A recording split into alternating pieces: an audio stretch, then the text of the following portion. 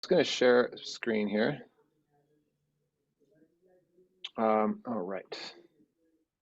Can everyone see that? That looks good. So I guess I'm going to update a little bit on the digital program, continue to sort of update people on that, talk a little bit about what we've been up to. As a department, we are currently undergoing our program review for NASA, which is a nationally accredited body that accredits art programs. We are the only QCC's art design program, the only CUNY art program to be accredited in this way.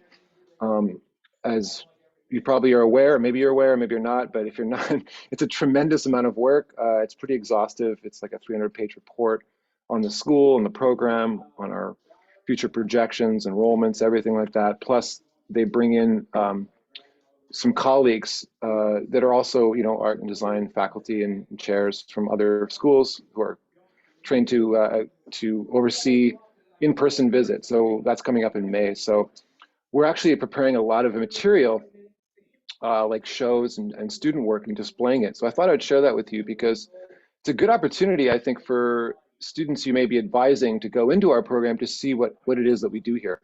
And so there's going to be a lot coming up in the next few months, particularly around the end of, or mid-April to the end of May, to do with just displaying student work and showing the variety and breadth of what we're teaching in our program. So we've got interested students, send them our way to come for an in-person visit. Yeah, we're only one of 19 community colleges nationally to be accredited this way too, so we are proud of that. And so we were seeking our reaccreditation. So probably our showcase event that you can send people to. So we have, the AS in art and art history. We also have the AS in digital art and design. A great showcase for student work is in the QCC Art Gallery next to the Oakland Dining Room at the back of the campus.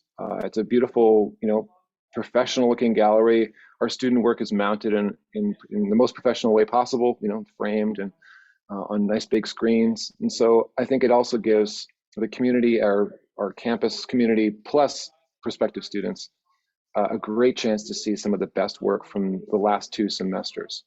So that's a yearly exhibit.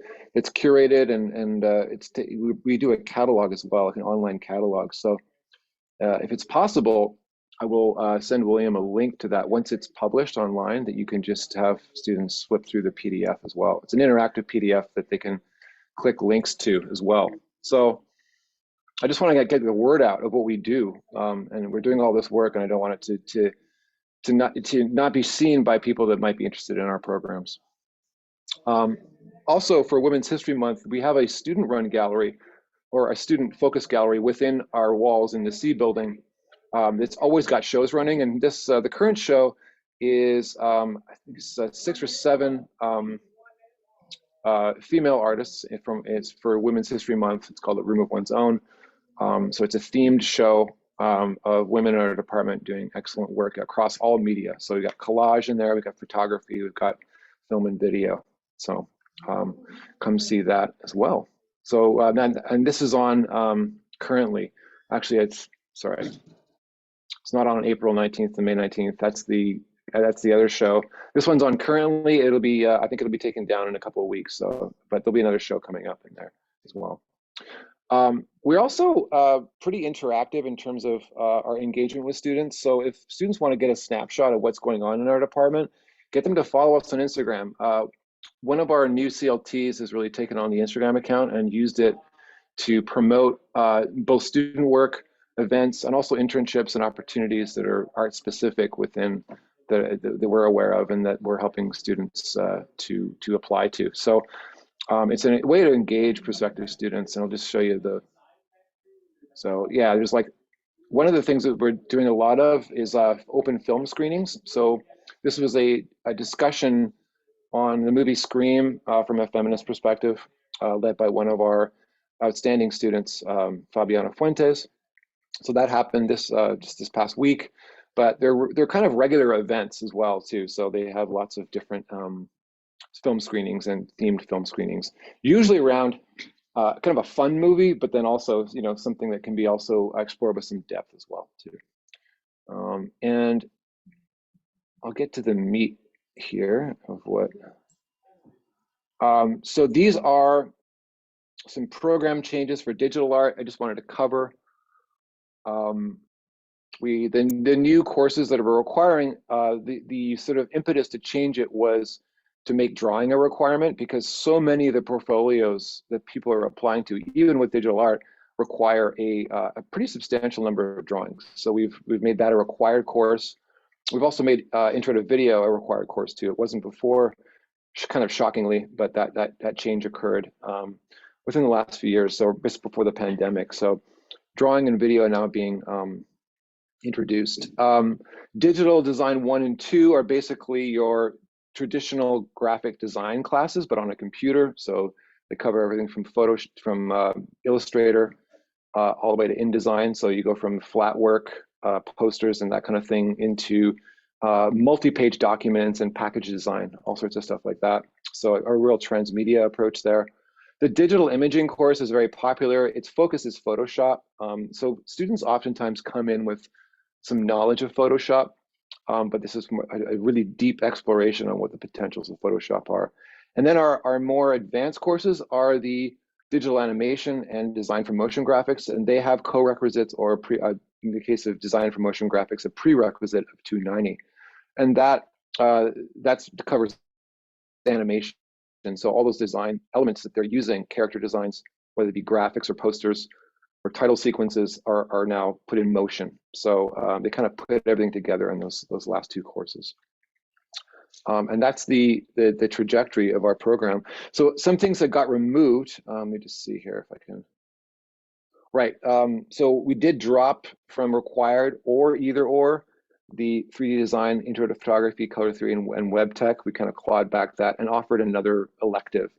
So they can be recommended, like photography, web technology, which I think has been renamed now as well, if I'm not mistaken, and 3D design are recommended as electives, but they're not required anymore. And this is the list of the courses. So I guess I have a question maybe for the advisors, because we're seeing like a lot of students come in and take our first few courses, but then there's a sort of a fallback in terms of our more advanced courses. So would offering 293 design for motion graphics, I mean, I teach that course personally, and I often wonder, is it holding us back having a prereq there, or should we make it a co-req? Because that's quite possible we could do that, make 290 a co-req, so we get more first-year students, perhaps more advanced ones taking that. So I guess I'm leaving you with a question, but that's what I have. So again, you can always reach out to us, Kathy, our chair, or me personally, and with any questions about this stuff, or any student inquiries, specifics, that they want any kind of advisements on specific things. But we are seeing, digital is our largest enrolled program, and there's a lot of interest. And I guess the one thing I would say about digital is that I think students are often shocked by, they're shocked by the difference between consuming the media they love, whether it be video games or anime, and then the work that goes into making it, right? So that's one thing that we do deal with. There's like almost like this, whoa, this isn't just a button I press. It's like really, we have to teach a lot of ground up skills in our program. But I think exposure to things that students are actually producing in our program would be really beneficial. So please let your advisees know about our exhibitions and about the Instagram account to keep them connected to enrolling. And I think that's what I got. It's a straight shot run here. Are there any questions about any of those things?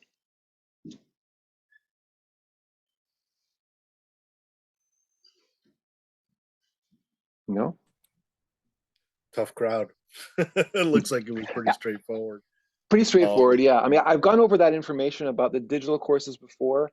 I would like some feedback in terms of like, that's a holdover from the last time we did a program review, is that 293 design for motion graphics had a prereq. I've liked it in the past, but we're in the era of there's lower enrollment across the board, and I figure it's worth looking at if it's something we can change quite easily. So, Yeah, but I if think people, so. I mean, anytime you put a sequence in or a prerequisite, yeah, I mean, depending on, degree material and stuff like that, I hmm think it can create a barrier. But again, if it's necessary, where it's like you need part one before you can get to part two, then it's hmm necessary. But if it's not, and it's something that, students can learn, from the ground up, and they don't need to have experience or previous knowledge, I think it would help them a lot when it comes yeah, to filling in okay, classes. Because a Well, lot of okay, I times was you'll going to have ask as students that, well. yeah, Yeah. you'll have Sorry, Will. students that might pick classes, and then maybe they want to pick that class, and then they realize they can't register. So hmm it's okay, good to open that up, I believe. okay, And okay. Well, I'll get to work on that. That's something we can definitely amend. Maybe not for fall, but maybe for spring. So, So I was sure, going to say the sure. older sequence was 290 and then 292, 293, and then there was the 290 before, I'm sorry, the 291 before 192. So I know we had some of those kind of sequencing things as well. No, it's the case, then I don't think it'll ever hurt. But I think, if we want students to be at that kind of level where they're, I guess, in a place maybe where they're thinking more about portfolio projects and things like that, there's, I guess, that side of it as well. yeah. I mean, it is meant to be a second year experience, like once you've taken those courses, but I'd be open to making it like a co-rec if Gotcha. they're taking both. If they're learning how to use some of the tools in Illustrator in 290 or even 291, the Photoshop skills, while they're taking this After Effects course, I don't feel like it's, if they're learning it concurrently, it's the same thing as learning it before. Maybe it's even more beneficial to learn it concurrently. So Gotcha. I'd be open to making it a co-requisite. Okay. Yeah, I can email you. I mean, I Either work with a ways. lot of art students, so I can definitely email you about some of the things I've noticed, like trending kind of things from the advisement side, if that helps.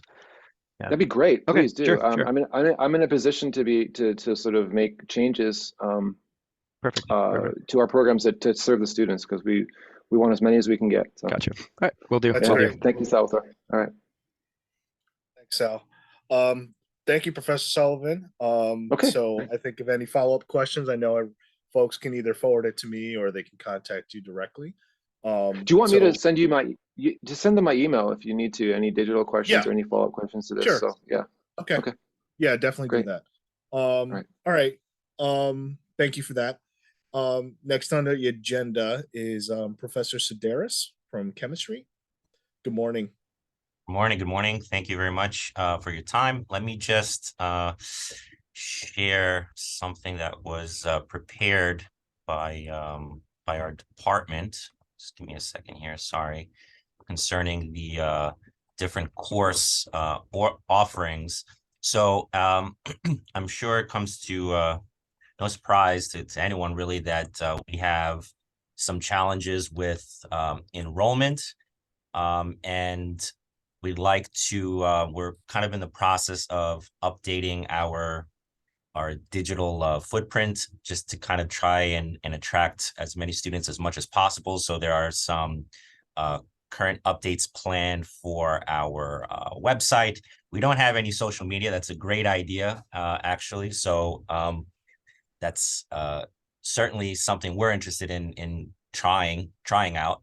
But what I like to focus on today, if there aren't any sort of pressing questions about our course offerings at chemistry, is really just provide an overview of some of the main courses that have more or less stable enrollment. I mean, there has been a slight decrease in some courses.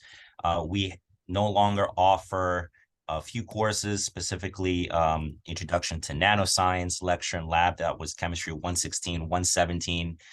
So the courses that you're going to see here, these are just some flyers that were prepared by some members, the course coordinators actually in our department. So apologies if you've seen these before. And just kind of emphasize the intended audience for a lot of our courses. So the Chemistry 101, which hopefully you all see the flyer for this course, is really, this is the lowest level chemistry course we offer, and it's basically designed to fulfill a lab science requirement for any type of student. We do offer sections that are writing intensive and those that aren't.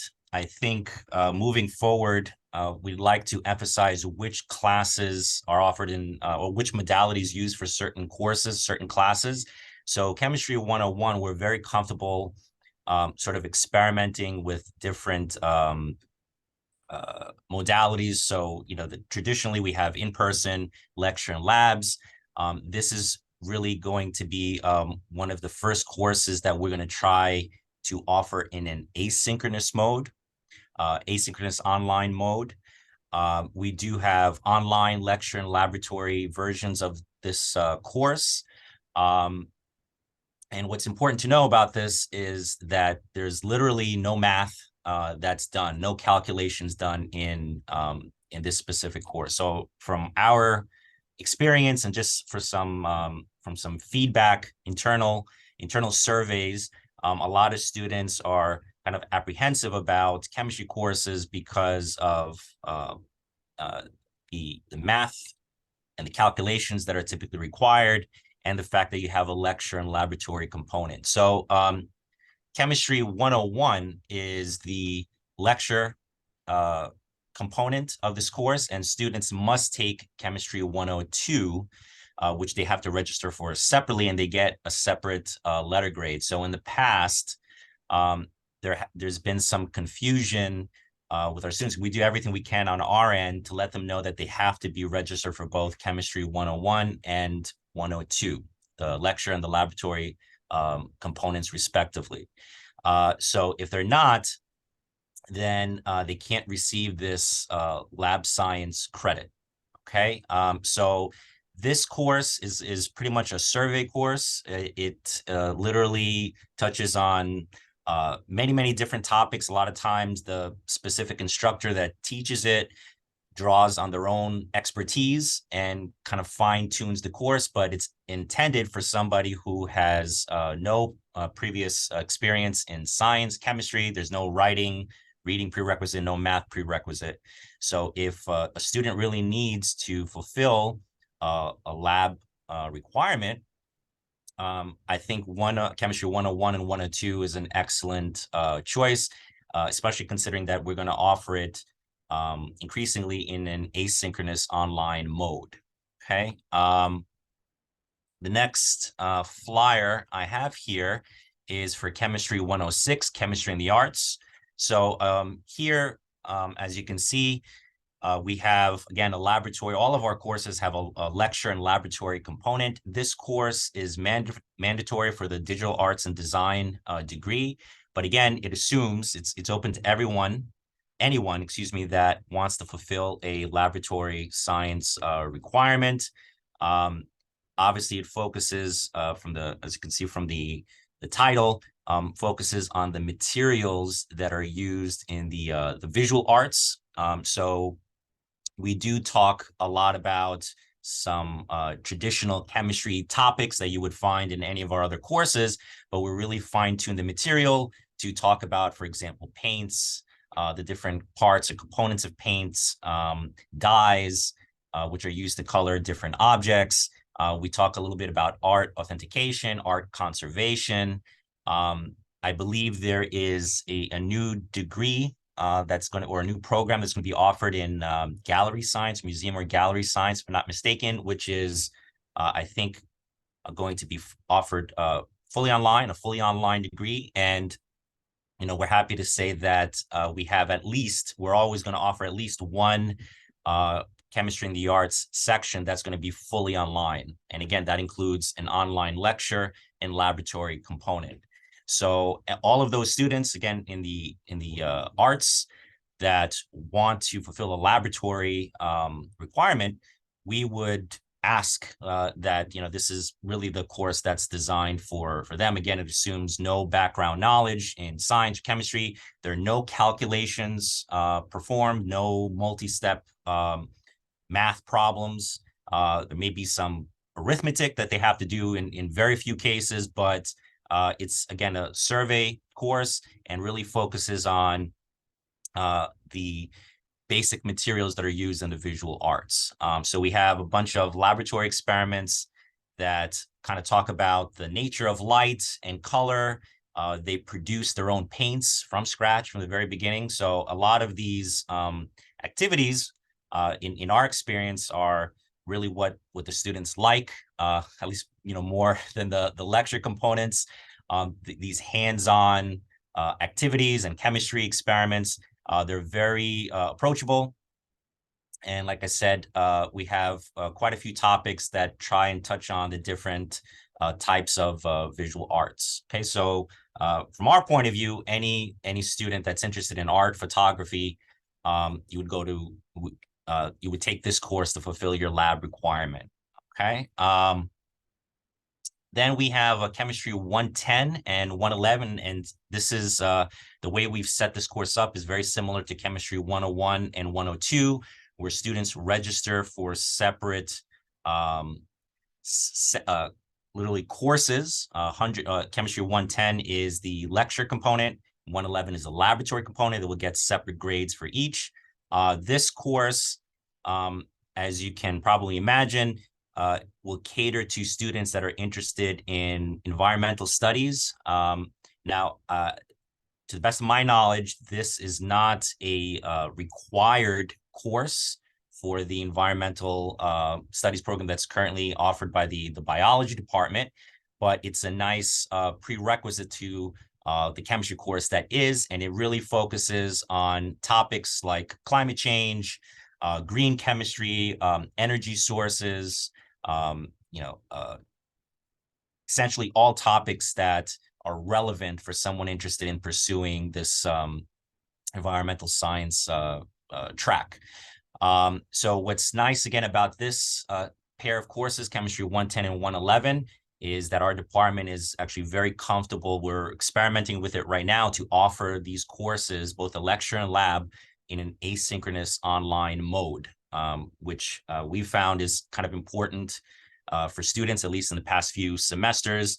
The more online offerings that we have, the better. So anyone interested, again, in fulfilling a basic laboratory science requirement can register for the lecture and laboratory component of these courses, chemistry 110 and 111. We also offer chemistry 127, which is an introductory course to general chemistry. So this course is by far the one we want to essentially recommend to any student that's interested in nutrition, allied health professions, nursing. Okay, we do have quite a few nursing students. The topics and the emphasis is really placed on those fields. For those students that, let's say, may be interested in dental school, vet school, or med school later on, this course, it's only a one semester course that covers the main topics of general chemistry. This usually doesn't fulfill the requirements for those programs, but it can be a good prerequisite course. So again, any student, I know the nursing students have pretty much their plate full when it comes to the coursework. But if they can take this course here, they'll eventually have to take chemistry down the line. So if they can take it here, they can take advantage of the benefits of a small classroom and more interaction with their professor. Again, there's a lecture and laboratory component.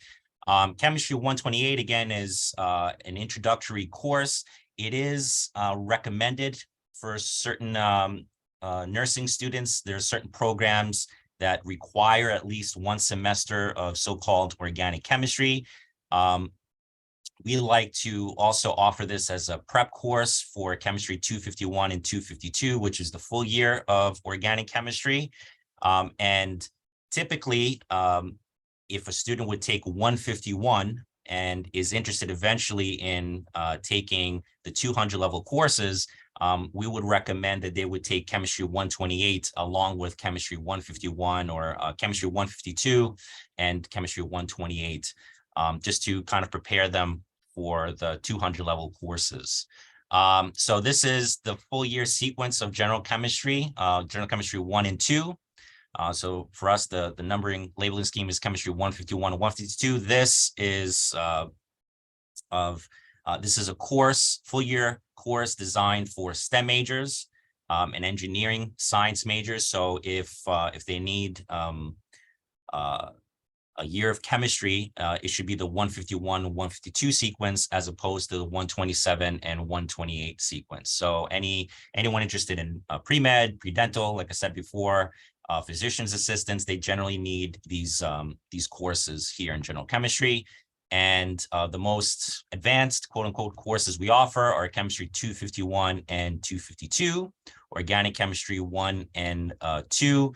So obviously you need to complete the general chemistry 1 and 2 sequence. A lot of students, they technically have the option of taking chemistry 152, which is general chemistry 2, and 251 in the same semester.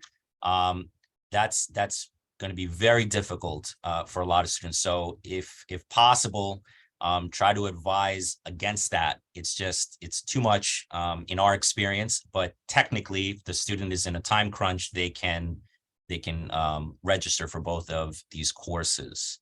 Okay, so I think that was the last flyer. So if you have any questions, I'll be more than happy to answer them.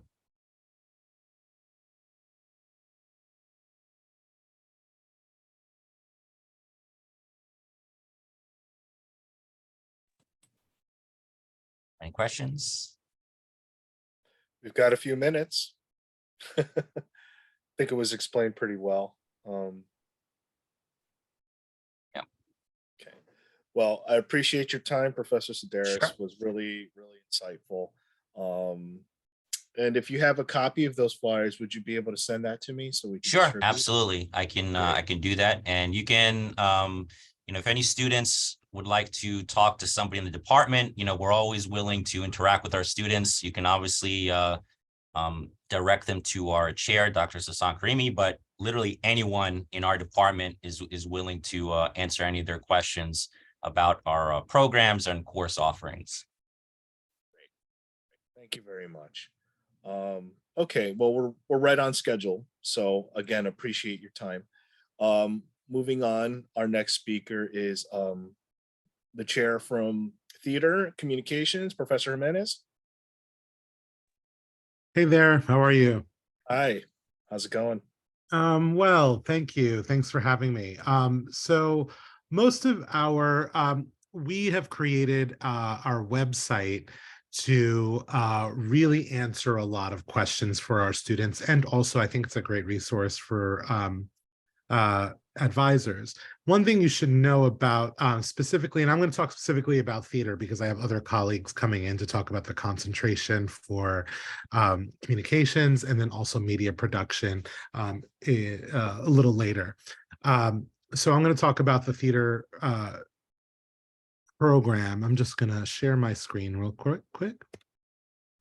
So can you all see that? I hope so. Okay. Yep. Great. So we have our theater page, which has our about, our current students, and the current productions that are happening. Current students page is really where they're going to find everything that they need. And here's something, we have each theater major is assigned a faculty mentor. And what that means is we also advise them into certain classes. We tell them about what they might be most successful in. For instance, you just heard from chemistry. When we talk about taking a lab science, we really try to recommend to our students that chemistry for the arts would be a great fit for them, as many are technical theater majors that have to deal with painting and all of the technical aspects, but even our performance acting majors have to take stagecraft. So that's a great tool for them. So we really, each student is assigned a faculty mentor, which can also be found on this page. So as I scroll down, first we will sort of give them the recommended sequence here, right? So like, just like I was saying, I'm highlighting chemistry and the arts. These are other things that we recommend. The health classes we recommend because it's 2 credits as opposed to 1, so that they make sure they're filling their 15 to 16 credit in the second semester.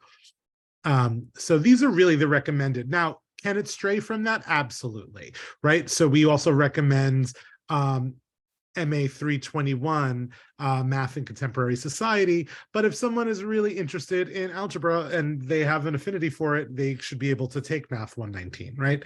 But these are the recommendations that we found are most successful for our students.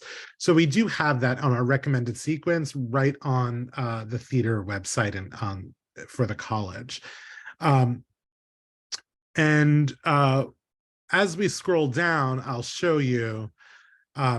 So here we have the faculty mentor list. So if you ever have a student who you are advising that you have questions about or whatever, you can find them on the website here and find out who their faculty mentor is. And if you want to reach out to us, you can. So, and it includes their emails and each student that is assigned to which faculty member right here. Okay. Another thing to know is along here, sorry, if we go to explore the theater concentration and all of these things, we go to this site, okay? And then if you go to degree program details, it'll go here. And this will tell you all the requirements. But here I wanted to show you the major requirements. So the major requirements that happen are basically the same for all of the theater majors, whether they're performance or tech. The only difference is the upper level course, which here is acting 2 is 221. Those are for people who are on the acting concentration. And then stagecraft 2 is for those who are in the technical theater concentration. But everyone else has to take all of these up here, the major requirements for the program core. And then these are the 2 separate ones that need to be taken for the concentrations. Now, let's say there is a technical theater student who wants to take the second acting class. They can, and that would count as one of their electives, as you can see down here. So these are all the electives that we offer. And I believe currently we are requiring at least 13 credits of electives in the theater major. And we have just put in the curriculum committee a new class called Queer Theater, which is a survey of queer theater in America from the 1930s to present day, for the last 100 years, really. So that will be moving into here as well. Hopefully, if it is voted on by Academic Senate next month, we will offer that in the fall, and that will be added to these electives. Also, one thing you should know is, I'm going to share my screen again. We do things for our theater majors, which you probably are aware of, is the cohort schedule. So we put our first year students into a cohort. So I have that up here. I hope you can see it. And what we do is we know that SB 211 is required for the major, as is Stagecraft 1, as is acting for the major. So we have 2 separated out concentrations, right? So these first 2 first semester and second semester acting concentrations, this is what everything that's highlighted in blue are things that are required. And then also, as you can see in the second semester, the ones that are not highlighted in blue are recommended. So we have those. So we will open up those classes, and those classes are saving sections for specifically for our theater majors. So they should be open. Many times they will fill, and then we will have to open another section, and then we can send a revised cohort schedule. And then below here, you can see is the technical theater version of it, right? So everyone in the first in the first semester is taking the same thing, but in the second semester, as I said, the difference is stagecraft is stagecraft 2 to acting 2, but for technical theater in the second semester, we have them we have them take stagecraft 2 over here on Wednesdays for this coming semester. So we can send that out. And also, I believe Professor White in media production will be coming in to talk to you all. We have a very similar thing for media production, which is on the same document that I will send out for their first semester and second semester media production. But I will send that, she'll go over that when she's talking to you all.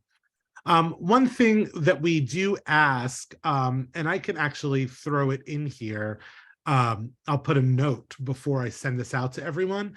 On Tuesdays and Thursdays from 6:10 to 8:30 p.m., we try to avoid having our majors take any night classes on those Tuesday and Thursdays, because we do have our rehearsals for our production, which is also part of a class, which is called Actors Workshop. And Actors Workshop is basically a late start class because we have auditions at the beginning of the semester. And then they, if they pass the audition and they're able to be cast in the show, then we enroll them, the faculty member that's directing enrolls them into the class. And that class takes place on Thursdays and Tuesdays and Thursdays from 6:10 to 8:30. So we try to avoid any night classes for students, for our theater majors on that day, for technical and performance students, because our technical students will also be backstage during performances and dress rehearsals, which also happen at that time. So we try to clear those 2 days to make sure that all of our theater majors are always available around the same time. I'm going to share my screen one more time to show you. And we've also put in so we put in a program change. As you can see here, we ask them to take stagecraft and practicum in stagecraft. Now, practicum is where they get credit for being in backstage for one of our productions, and it's a required course so that you have to participate in the backstage for one of our productions, which we have one each semester. We have recently put in a program change to change practicum and stagecraft from 1 credit to 2 credits. We're hoping that will be approved on the next academic senate as well. And the reason for that is our practicum class, we have, after quite a few years of assessment, have realized that the amount of hours that are being put into backstage production work is not equitable to the credits they are given. So we are upping it from 1 to 2 credits, which also aligns more with our articulation agreements with City College and Lehman and Adelphi, who all of their practicum courses are 2 to 3 credits. And you will, and once it goes through, hopefully, I'm pretty optimistic that it will. Once it goes through, the name of the class will change to production practicum. We have noticed that a lot of our students get a little confused because they think they've taken practicum and stagecraft because they took stagecraft 1. So having stagecraft in both of those titles seemed to confuse some of the students, and also is quite confusing to anyone who's not in our program, also the advisors. So TH-131 will stay as stagecraft 1, and TH-132 will end up becoming production practicum, so that it's a real clear delineation, and it's more indicative of actually what the class is, because we have other roles that are not part of stagecraft that take place within that class. So practicum is a requirement for all of our students, but it can also be an elective if they take practicum 2, which is 232, which we see down here. And it's basically the same exact class, but if they were to take practicum 2, they would be assigned a different role. So maybe in practicum 1, they were running crew. And in practicum 2, they are the light board operators. So they're learning how to program a light board. So it's a little bit more of a step up in regards to responsibilities of the role that they're taking place backstage.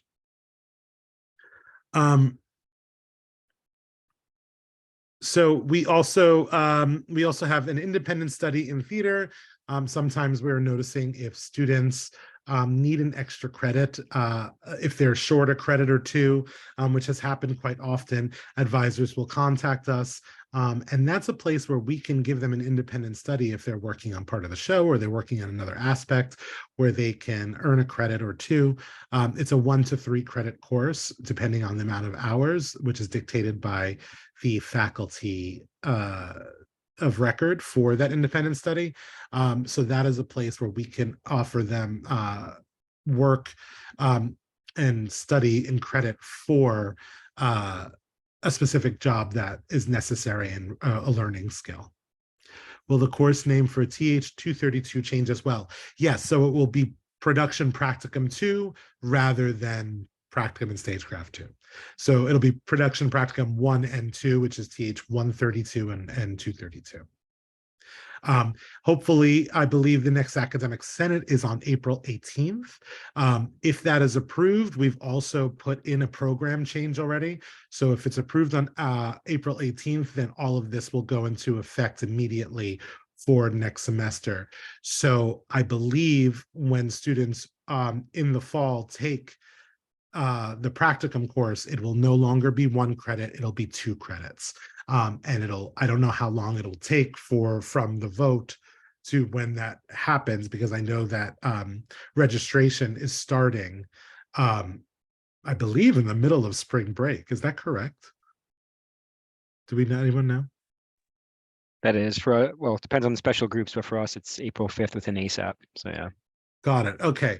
So I'm not quite sure how that'll affect registration, but the practicum class is going to increase by 1 credit.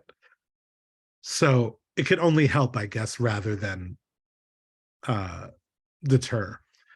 So hopefully once that passes on April 18th, I believe is the academic senate, then that will go into effect. So just be aware and advising that most likely the practicum class will be not 1 credit, it'll be 2 credits for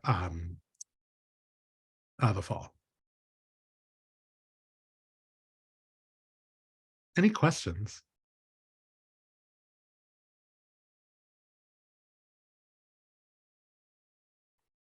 No? Okay. Anything else I can clarify?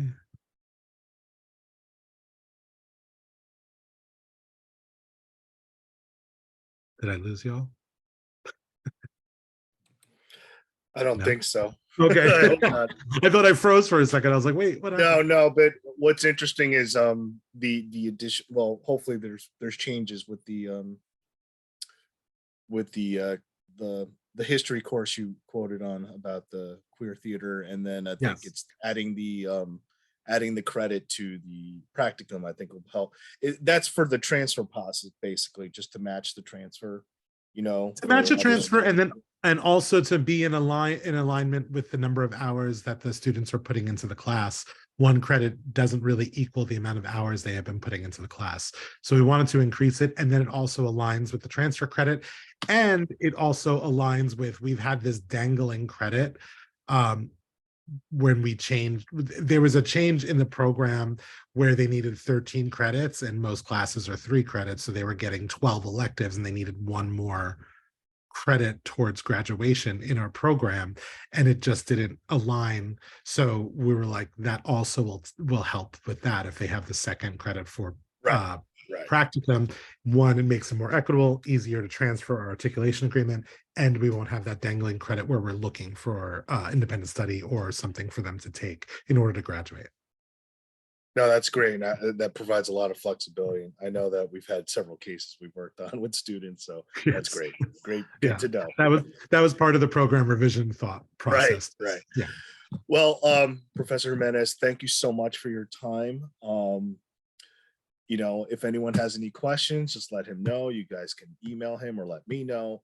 Yep. If you have any, I know you're sending out the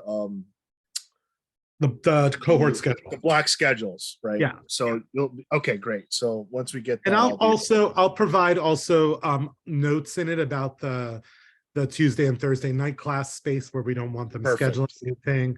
And I'll do a cover sheet with some of the stuff, the new stuff about practicum changing. Awesome. I'll send that out immediately, probably by Monday.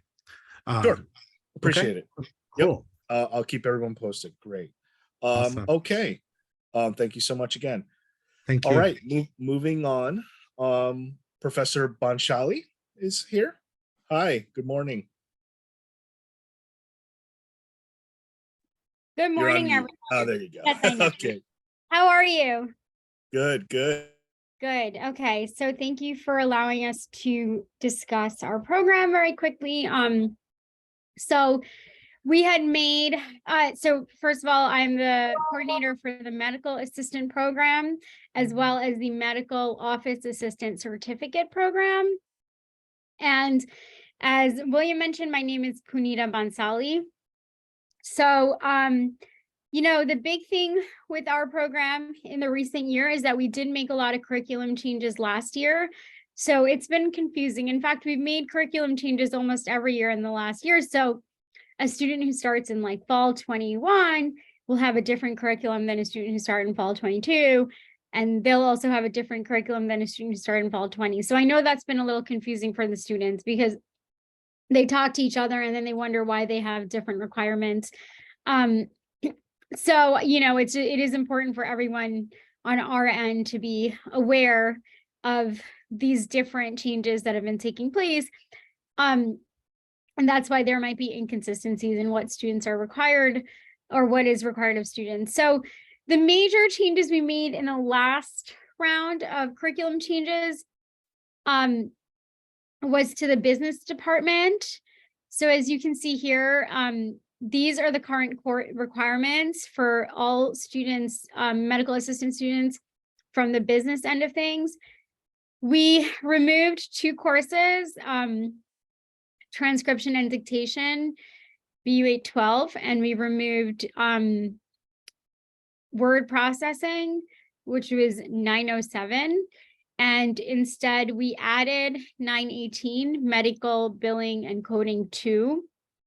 That has not been actually offered, but it will be offered starting fall 23, because now all these students who started in fall 22 will need to start taking that. So we will, the business department is offering that moving forward.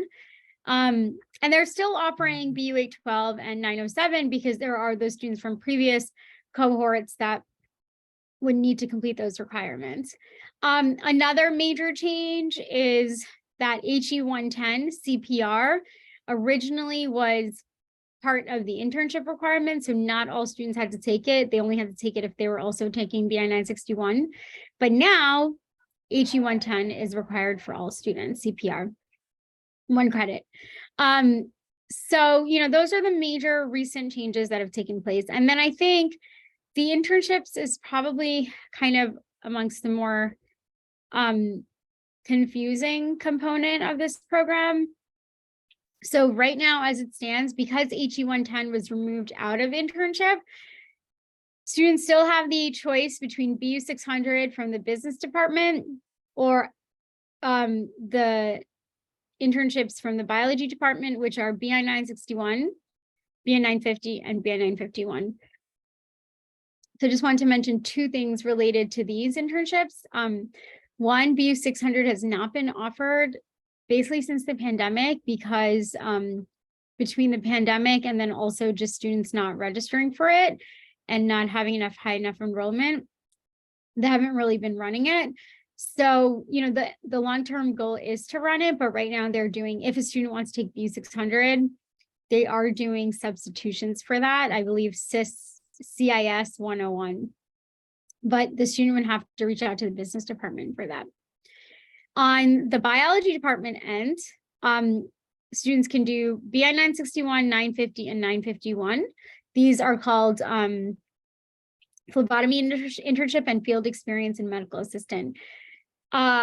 Two major things. We recommend that students only do these internships in their last semester, because the idea is that they apply what they learn in the classroom to these internships, and also the idea is that these internships can then potentially transition into jobs. So that's a problem that I have a lot, where students come to me and they want to take these courses earlier on, but no, they should only be taking it in their last semester, or maybe the summer before the last semester. So you can take these 3 internship courses in the summer. So let's say they're graduating in fall, they can do it in the summer. That would be reasonable. The other thing that I recommend is that students should take these 3 at the same time, because the idea is that they can do all their internship requirements in the same place. The only reason we have separate courses is because phlebotomy internship is specific to completing the requirements that for a certification in phlebotomy, whereas field experience in medical assisting is a more general medical assisting experience. So they can do all of these in the same place, or they can do it in separate sites, depending on various different factors. But we really recommend that they take them at the same time and in their last semester. So that's kind of the major sort of updates to the program. What I'm also going to mention here, and I'm going to put it in the chat, is that that students need permission to do BI 950 and 951. So what I do, and you guys can all take this form and give it to any students, I create this form for students to express interest, and then I reach out to each of them individually so that they know what the internship entails. And this also includes BI 550, which is actually not part of this program, but I've also been running the internships for the health science program as well. So this form also includes for BI 550, but starting in fall 23, I will no longer be handling the health science internships. But that form that I included in the link is, if a student is interested in taking any of these internship courses, they need my permission. And so this is how I kind of keep track of all the students that are interested, and then I reach out to them as I have the time. So those are the major things with this program. I mean, nothing else has changed, but just some major selling points are that, through this program, you can immediately get a job after you get the degree. And we offer and fund various different certification exams through this, like nationally recognized certification exams. So that's a huge sort of upside to this program, is that they get all these credentials that they can put on their resume to help them get these jobs in healthcare. And there's a huge demand for medical assistants right now. The demand for medical assistants is just increasing every year. So these are some major selling points to this program. So I can take any questions at this point.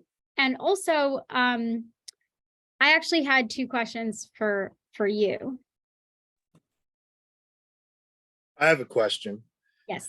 If we have a student who in the health sciences, and maybe they decide, I still want to be in the medical field, but I don't feel like nursing's for me, would this be a good alternative to refer to them as far as, career-wise?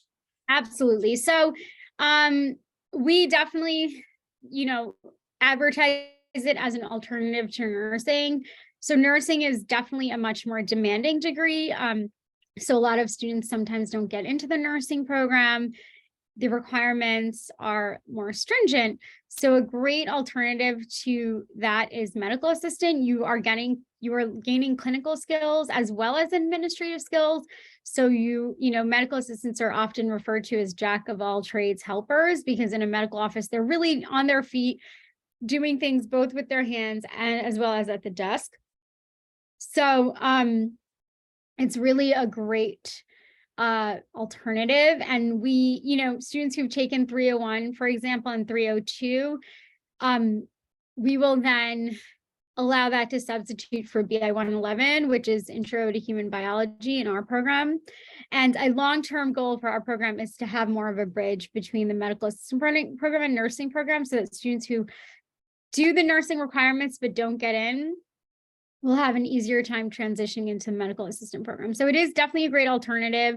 And a lot of times those medical assistants, and I talked to a student just this morning who is getting the MA degree. She'll graduate in the summer, but her long-term goal is nursing. So she's going to try to get an MA job temporarily as she then prepares to do nursing. So it is a great bridge to nursing, and it would then help them get into nursing school down the line. Sure. Okay.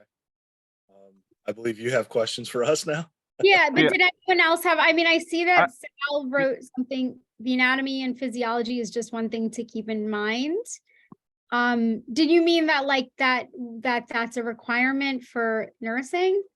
Right. I think that was the thing we had spoken about before. We had one student who her grades were a little bit lower. So I know we wanted her to take the 111 just to make sure, she has that knowledge.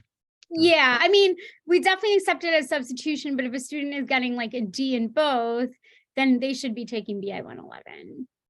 So we kind of assess on a case-to-case basis. There are cases where a student didn't do as well in 301, but they did better in 302.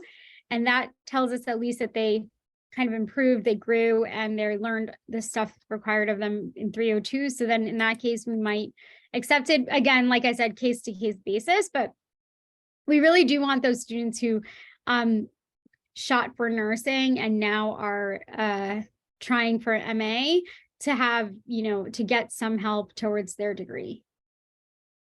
I have a question. My question is for preclinical nursing students, for those students that didn't get the C requirement for the nursing program, and they got a D or what have you, and we already know from that they're ineligible for the nursing program. Do you think that it's best that they stay within the LA preclinical nursing, or they should change to health science AS degree so that they can get all the classes that they need and be able to retake the Math 119 and hopefully upon graduation get into a SUNY school? I don't want to say anything misleading there because, yeah, so the difference, so I'm here to talk about medical assistant. We have people in the department that are, I think, going to talk about health science in more detail. So they should be the ones to answer that. I mean, granted, I am, I teach courses in the health science department, so I do have an understanding of that field, and that is a better degree if you want to then articulate into these four-year colleges. I do agree. Versus medical assistant, because medical assistant, as we have it set up, is not meant to be it's not there's no articulations with nursing programs. Right. But I'm not probably the best person to answer that, and I don't want to say anything that's incorrect or misleading. Right. Because we do have health science people, and I think someone is also mentioning something on the chat that the LAPCN was discontinued. Yes, that's true too. But what I'm saying, I think I'll wait till somebody to come on with the health science. That is true, but there are certain classes within the LA, LA major that are those classes that they still would take in health science, whereby if they take those certain preclinicals and the other requirements, that they can go ahead on and take the PAX exam. Okay, yeah, the best people to talk to would be nursing and health science people. Yes. Okay, thank you so much. Thank you. Okay. Hi, how are you? Hi. Hi, I have a question. I had a student yesterday. I didn't know what, I just sent her to the biology department because she wanted to register for the bio 961 and the bio, I think 950. So I just sent her to the bio department to get them to help her to register for those for next semester. But is there anyone in particular we can send them to, or just send them to the biology department, to you? It's me. Yeah. Okay. So that was, those are the courses that I had linked out, like put the link for. So 950, the link that I sent out, it's specifically for 950, 951, 550, 961. You don't need my permission unless it's in the summer. And the only reason we have to do permission for the summer is because it's an intense 7 weeks. So I want students to understand that you're taking what normally would be done in a semester and you're condensing it to 6 weeks. So that means that they have to they can't be, shouldn't be doing it if they have like a job, for example, or if they're taking a lot of other courses. So that's why for summer, you need my permission for 961. For 950, 951, you always need my permission. And so that's why I create this link. And that's how basically I keep track of all the students who are interested in it. And then I get them all registered, and I usually have individual conversations with them. Okay, thank you. Yeah, and then Landrina, yes, 301 and 302 are both needed. I know in the past we have at times like when, you know, things were transitioning, we sometimes allowed 301, but yeah, the BI 111 coordinators have stated that they would like 301 and 302 both if someone is going to get a substitution. But you know, always if you're not sure, send us the because sometimes those students who've only taken 301, they might have taken 201 or something else that maybe should help them, can help them get through BI 111. So it's case to case.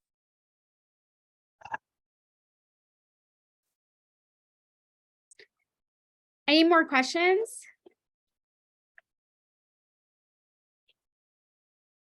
Oh, that was a good amount of questions. And I understand, because it's like there's been so many changes to the program that it might be a little confusing, and the whole internship thing is like kind of unique for this particular program. So the question that I had is that I have a lot of students who come to me that are interested in the MA program, and they always want to know like how they can change their degree, or, you know, so I don't know the logistics of how to change a degree. So that's where my question was. And I was wondering if you could answer that for me. Sure, I can. So typically what we'll do is any student can come in and do a change of curriculum form. So the advisors have access to that. And then once we review their credits, we'll advise them on what classes to take. You know, change in major, there's always implications of students losing credits, or they might have to take additional classes considering the major and career path that they're changing from. So like, for example, if you have, you know, a music student or a VAPA student or an engineering student, and all of a sudden they want to do MA, you know, and they're, you know, a year or two in, they're going to lose credits. So we have to advise them on that. So we'll do the change of curriculum, they send it to registrar, and then that'll get set up. Okay, so that's great. So what I should really tell them is that they should go to their advisor and do the change of curriculum, right? Right. Yep. Okay. Every single time. Okay, so that there, because I just don't want to mislead them. And again, Sure. and I think to your point, it's important that they know exactly what that change of degree is going to mean for them in terms of graduation and how long it'll take. And then my second question was graduation. So if students are like in their, you know, potentially their final semester and they're slated to graduate, do they have to like apply for graduation? They can, but registrar and grad audit usually do an audit and will notify those students. Usually when they're in their last semester, they'll pull the records of the registrations and kind of do outreach on that. But we do encourage students to do that because it makes it easier for the records and processing for registrar. Or how do they do that? There's a link through CUNY First, but you know, students always complain that it never works, or they don't, you know, it doesn't go through, or so that's you know, so usually what I tell them is, you know, the registrar, the grad audit office will usually reach out. If not, they can reach out themselves and contact the students via the email. Okay, great. Because they always ask me, they're like, how do I apply for graduation? And I don't know if they mean commencement or just actually just getting the diploma. And there was a student recently who like had completed all her requirements, but just never received anything about graduation. And it was like, I think she just fell through the cracks, and she should have graduated in the summer, but didn't. So I just want to make sure that, you know, the students know where to go so that they do actually get their diploma. Well, we check to make sure they'll check with us first. And then after that, you know, once we confirm that they've met all the requirements or let them know what's missing, then, you know, it's up to the degree audit as far as to follow through and give them. But usually with graduation, it's all over the website. They're sending emails out constantly to students about the ceremony, where to get the cap and gown. This year they're doing a webinar.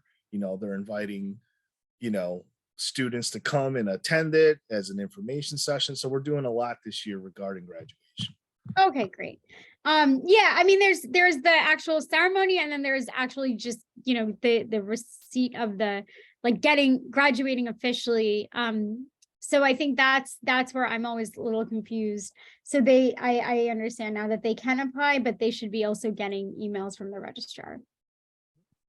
Okay, great. Thank you so much for answering my questions. Sure.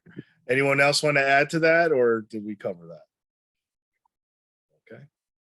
All right. All right. Thank you. Thank you so much.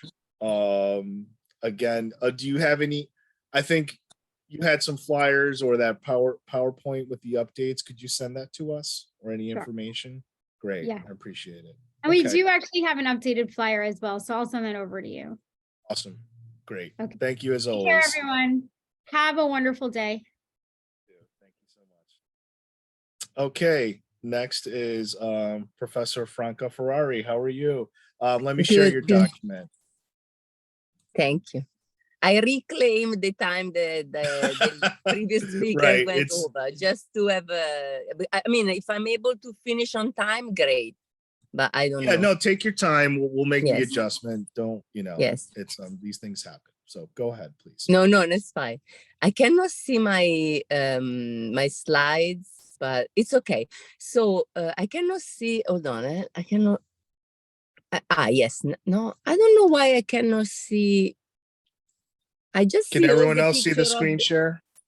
Can someone Yeah, confirm that they can see I the just flyer? see all the Okay. picture of the people, but I don't know why I ended up in this one with all the picture of the people, but I cannot go on a main page.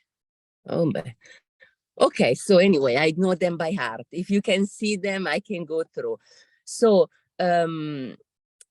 top right, man, sorry. It's like, because I'm on a phone, because in my Right. So the top three is SP 101, SP 211, Yeah. and SP 212, and then I can go from there after you're done.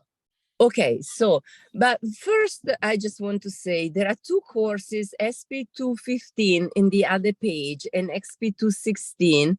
One is phonetics and the other is linguistics. These courses have not received any attentions.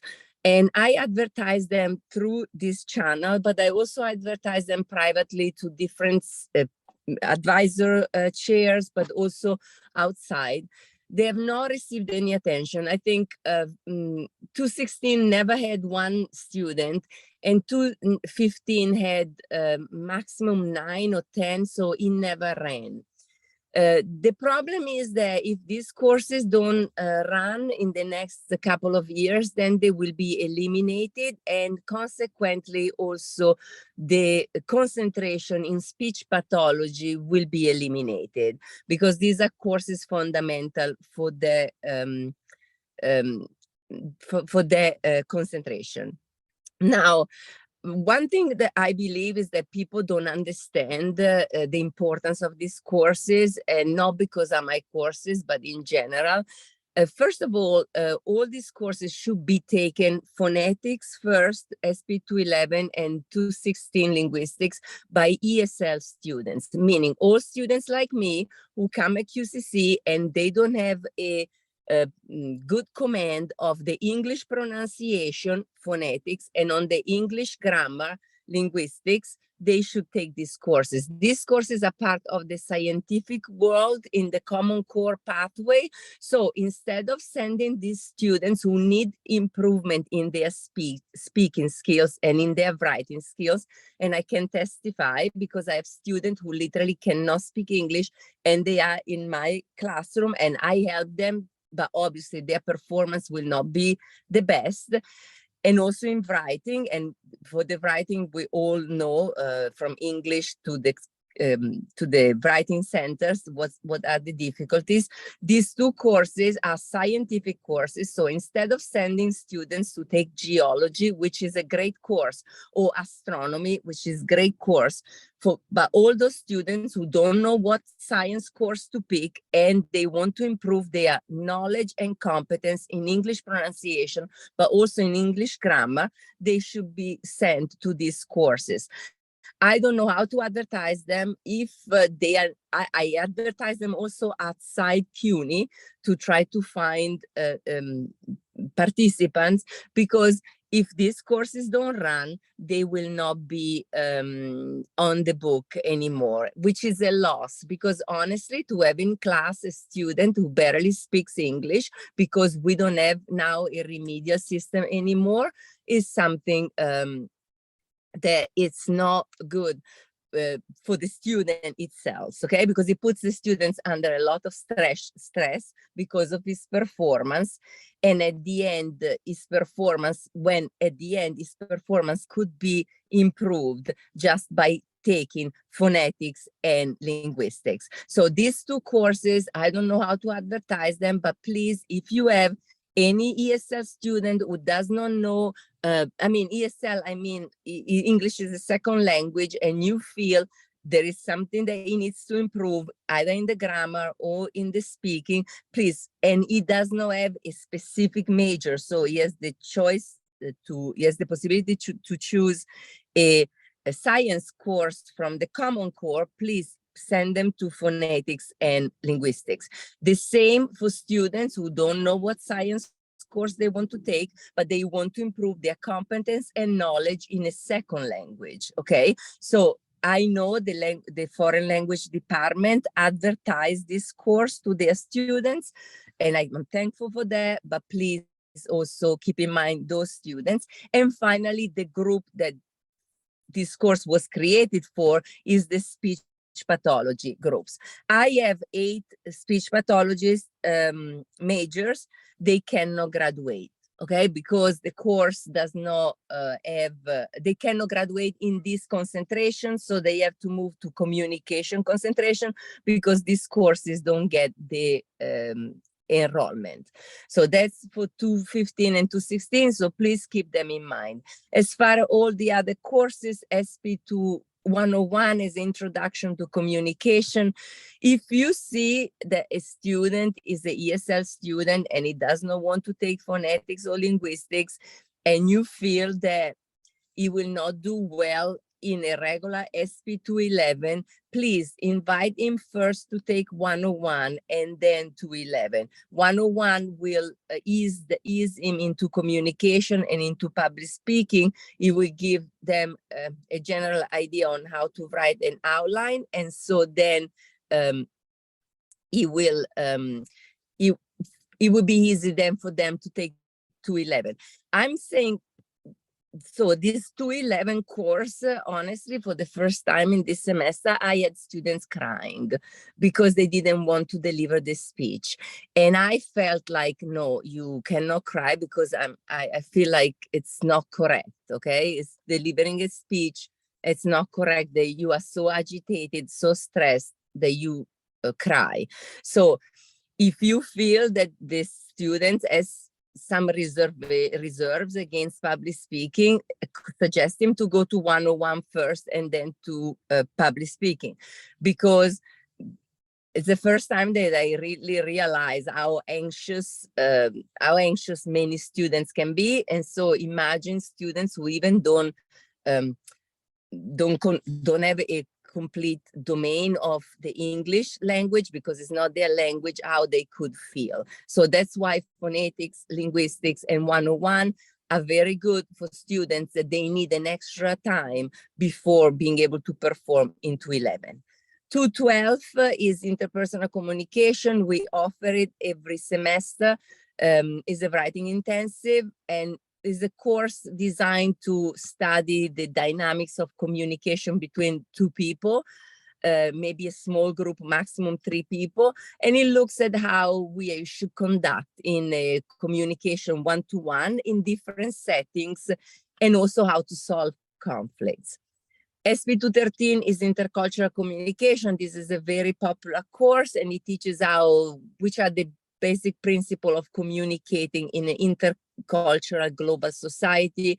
And it's a very interesting course because it helps really to understand the hidden biases, especially now that we are going in this phase at QCC, where we work towards equity, equality, and inclusion. Intercultural communication, but also interpersonal communication are courses that really can help you to understand how you communicate and how to communicate to different groups of people without creating communication barriers, which then translates in communication conflicts that we don't want to have.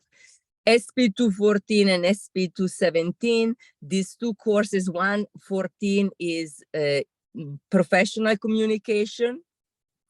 This is a course that it's business, partly is business communication, but it looks more at the business aspect within each discipline. So like, what is the professional way to talk, to deliver a speech, and to write documents if you are a nurse, if you are a teacher, if you are a marketer, if you are a business person. So the course, I organize it in groups. Students work in groups depending on their disciplines, and then they complete activities on their own and activities in groups. But by being in groups already since the beginning of the semester, they share about their profession with people in the same groups. The groups are organized according to professions, and students like this course a lot because differently from speech to 11, all the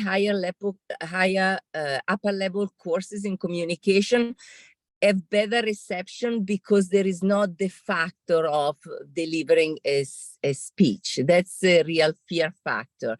So students like this course, they deliver speeches, but most of them already took SP211, so it's easier for them. And then SP217, this course is the exact equivalent of Communication 220 at Baruch. So if you take this course directly transfer to Baruch. We made an agreement. Actually, this course is created exactly as the Baruch course with some modifications for our students, and is accepted at Baruch. Most of students taking this course are like business students, but also students from engineering. This is a classic business communication course. So it's more oriented on how to write letters for business, how to write proposal, how to write reports, how to do a mock job interview, how to introduce yourself. They're really classic things that you do in a business communication class. This is the first semester that is running. I'm not running it, so I don't know how students are doing, but it's just the beginning. So next semester we will have more data. And the last course is I cannot read it. The last course, sorry, in the first page. Can you, I think, no, the last page is SP321. And this is a course, oral performance for actors and speakers. This is an extra level course. So if you like public speaking and you want to move on and improve more in public speaking, you can take this course. Also, you can take voice and movement for actor, for theater, which accepts also non-theater students.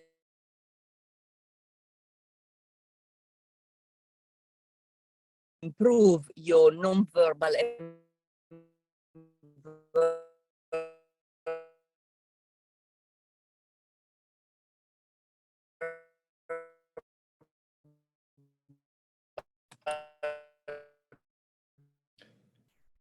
Think we're having some connection problems. Professor, are you there?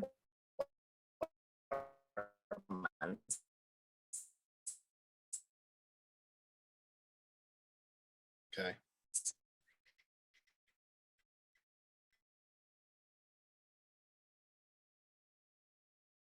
Okay. Let's just give it a moment, folks. See if she'll come back.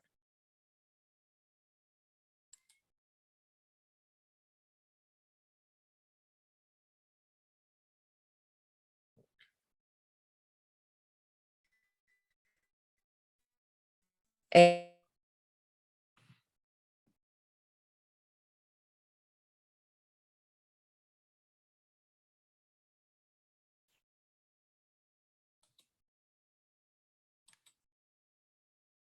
Okay.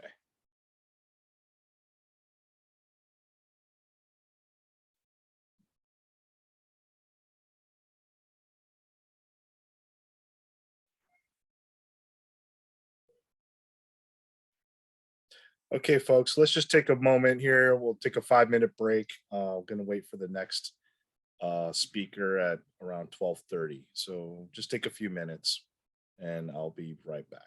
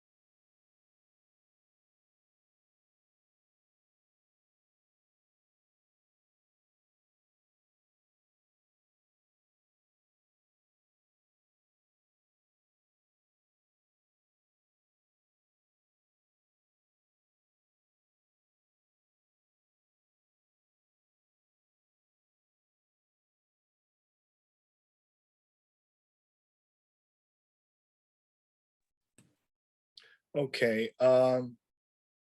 Professor Lai, Wei Lai, are you there? Yes, yes, I'm here. Can you hear me? Yes, I can hear you. I can hear you. Okay. Okay, thank you for All right. having me here. Sorry, I don't have a camera on my desktop, and I Okay. just want to make some really quick announcements. So, Sure. Please I continue. want to share my screen. You're eligible to do that. Okay.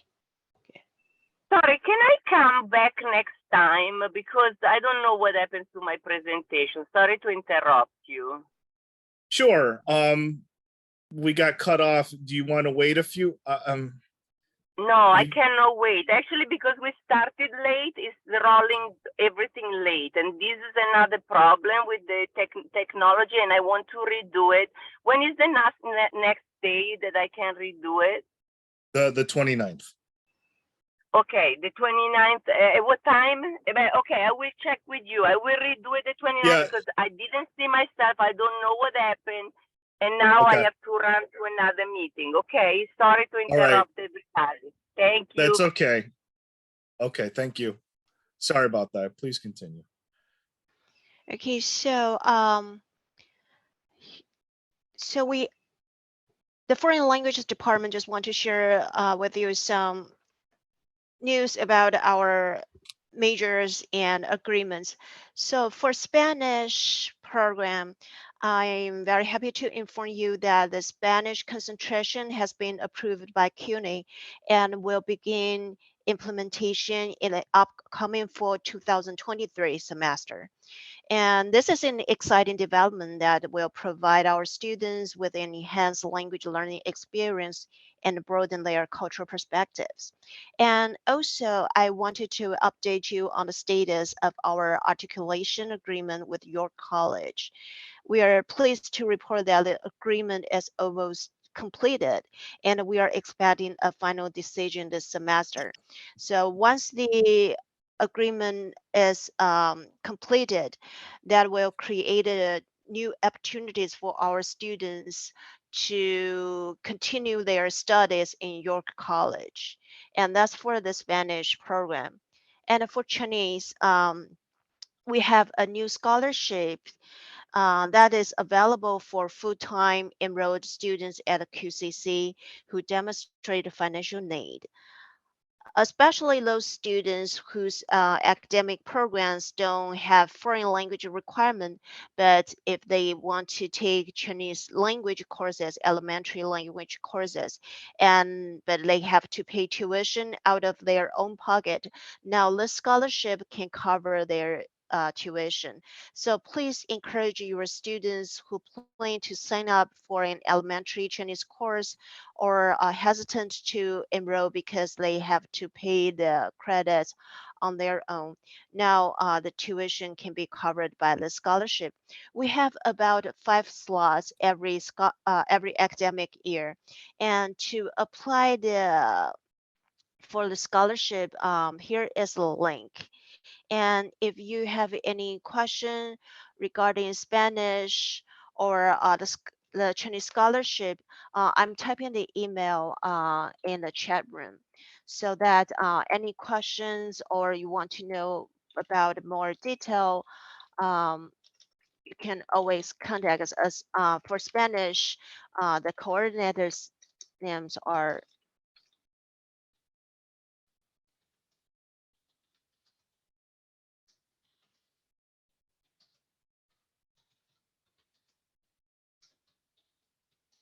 so they will be happy to answer any questions regarding the new Spanish concentration or the upcoming agreement with your college. Okay. So that's my report from from foreign language department. Thank you. Any questions? Hi, I have a question. Is the concentration under LA or Yeah, is it's it a under standard? LA. Okay, perfect. And do you know when it'll be in the change of curriculum possibly? Um, I was told by the Spanish coordinator say that it's going to start in for 2023. So I think that's the timing, but I'm not very certain.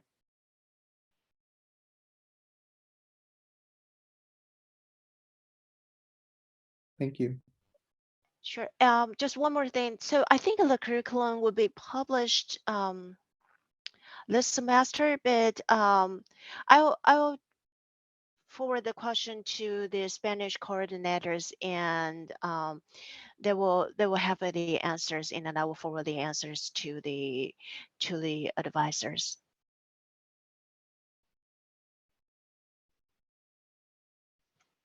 Question, are you still doing language placement, once registration happens? As far as like, I know you guys used to were offering virtual services for students. Is that still the case? Yes, like this semester the language play we now conduct most of the language placement online. So feel free to email any student that you don't know how to place them to individual language program coordinators.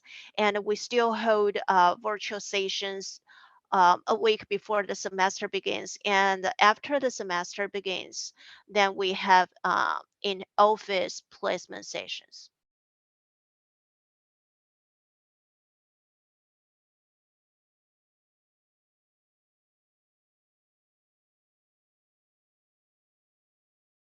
Any other questions? Okay. All right. Well, thank you very much for your time, Professor Lai. Thank you too. And if there's any information that you want to send, just send it to me, and I'll make sure the advisors get it. Okay, thank you so much. Okay. We have an update in regards to the presentation. So Professor Srivastava unfortunately had a medical emergency and won't be able to present. And they'll present next week about public health and biology. So on the 29th, look out for Professor Srivastava to present. So right now we're a little ahead of schedule. So what I'm going to do is just reach out to the next speaker who isn't supposed to be on for another 10 minutes. Just give me a minute. I'm going to see if I can get them on early. So stretch your legs for a few minutes. Thank you. I'll be right back.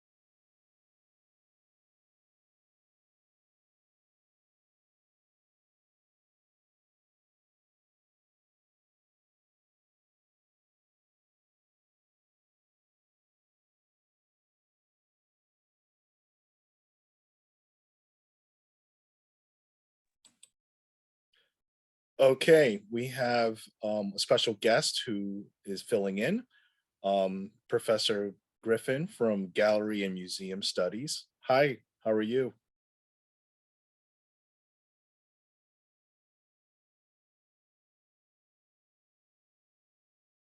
Sorry for the delay. I've got a bug at the moment, but I'm here and I'm really excited to be here and meet all the advisors. So thank you so much for the invitation. Sure, my pleasure. Do I have screen share option? I have put something together to share with the group. Absolutely. Go for it.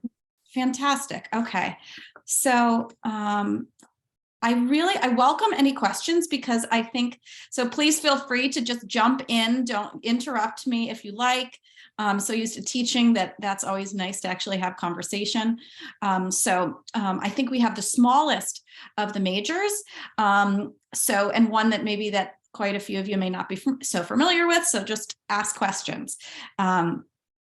So what I decided to do today is talk to you a little bit about the program, but then also what our students do with a Gallery and Museum Studies major after they graduate, because I think that a lot of folks and a lot of students' family members are kind of don't know that much about what this kind of degree program might mean for them. So hopefully we'll give you guys a good picture of that today.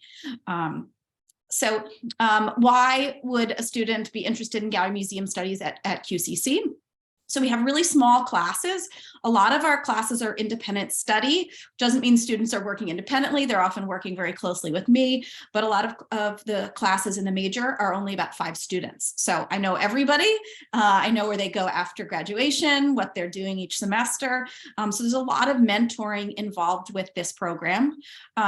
there are paid on-campus internships and off-campus internships. So by the time students graduate, all of them actually have completed 2 internships.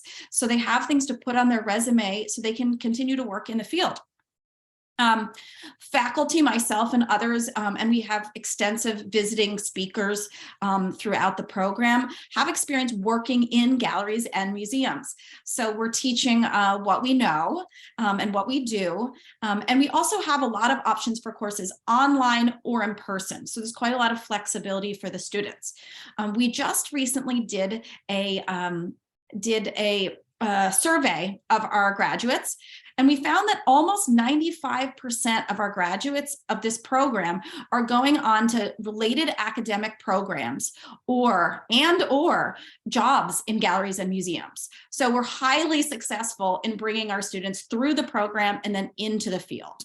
I also like to share, which is not about the program, but is about the field of galleries and museums, that there are hundreds of thousands of jobs in this field. I think often students and their parents wonder, what do students do after they get a specific degree? Well, there are many, many, many of these jobs are also here in New York City. So there's lots of great opportunities. Do folks have any questions? I hope we'll have some questions. You're as quiet as some of my students today. So let's see what else. Practically, what are folks doing with the program? While they're with us, they take Intro to Gallery Museum Studies and they learn about all the different jobs in the field. They take a curating course. Now it's called art curating because our program does come out of, Gallery Museum comes out of the art and design department. But what I do want to share is that this is a program for not just students interested in art. We have a lot of students who come to us from liberal studies or with an interest in history. A lot of our students graduate and then go to work at history museums, not just art museums. So the art curating class, we probably should retitle because it really is larger about working in museums and curating exhibitions, not just about art. And then we have a art business course. And then the students also take art history courses. We have those 2 internships where I help the students with placement either on or off campus. And then there's a business management course. This is for the major. They do all of the other pathways work with other students as well. The other students do as well. On-campus internships. At the QCC Art Gallery, we have an internship that's paid for qualified students who've done some coursework in it first. They work on installing exhibitions. Some students have done research or translation even for exhibition catalogs.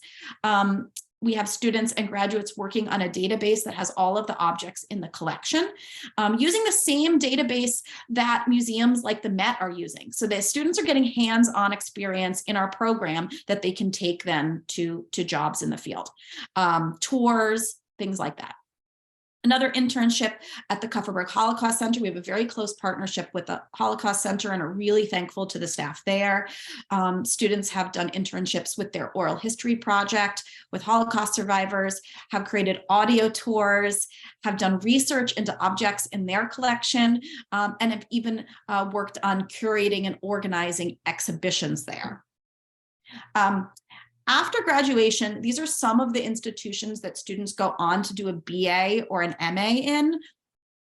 Just a little taste of those. There are others outside of New York City for folks who go a little farther afield. And then based on this survey that we just did over the summer, what we did recently over the summer, we have this opportunity to share with you really directly some data about what students are doing and how many students are going on to do these exciting things in the field that we hope they will. So at least 50%, which is a pretty high number, of students who complete the internships for the program as part of the degree program are obtaining jobs in the field that they say are directly related to the work that they did with us in this associate's degree program in their internships. So we have students at all these different museums and in all these different employment areas.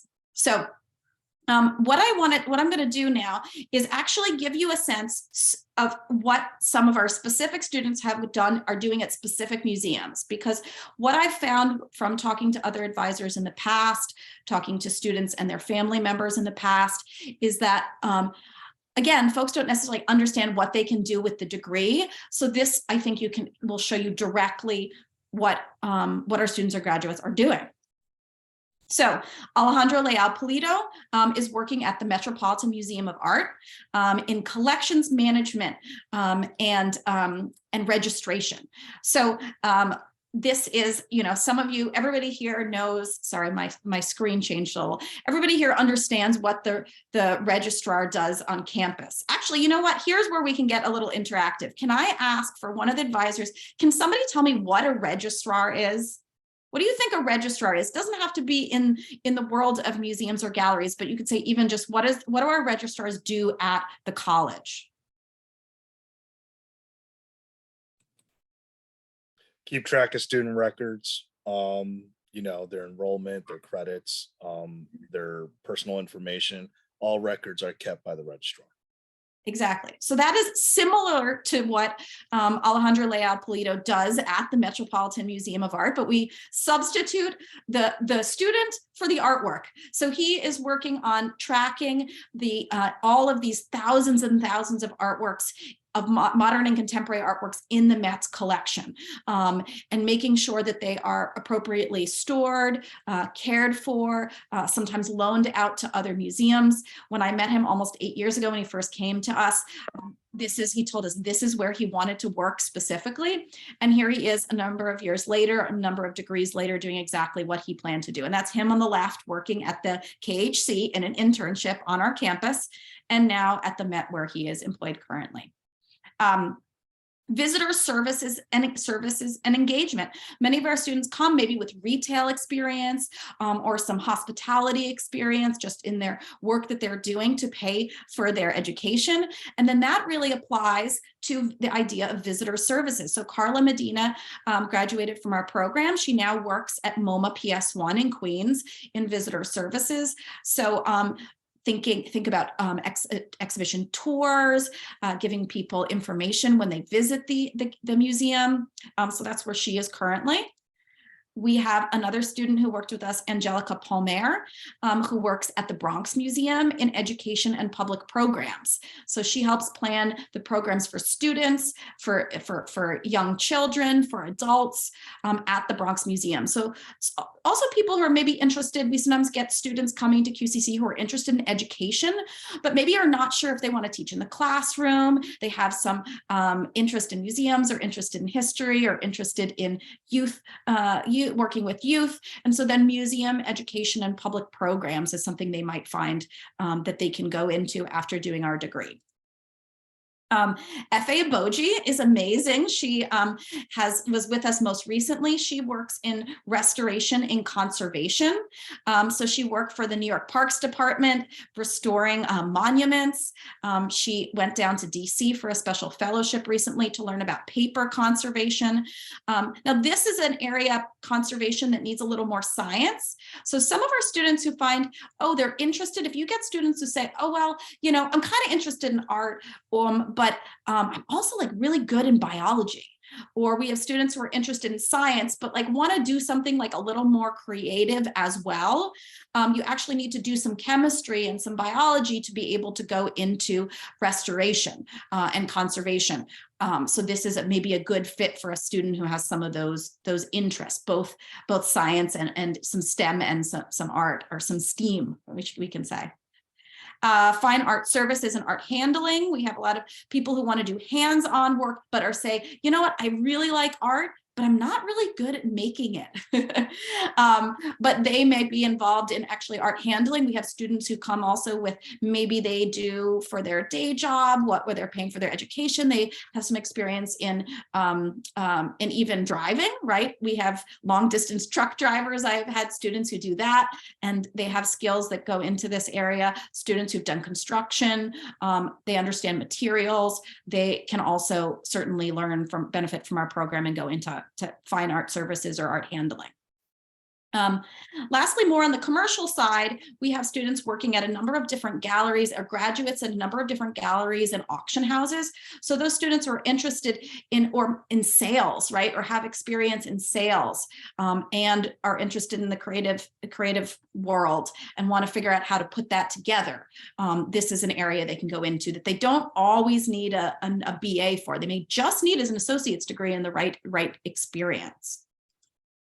So to tie things up, I'm sharing with you, and I won't read this all out, some of the quotes from our graduates about what they learned with us, how they're able to use that in their work in the field.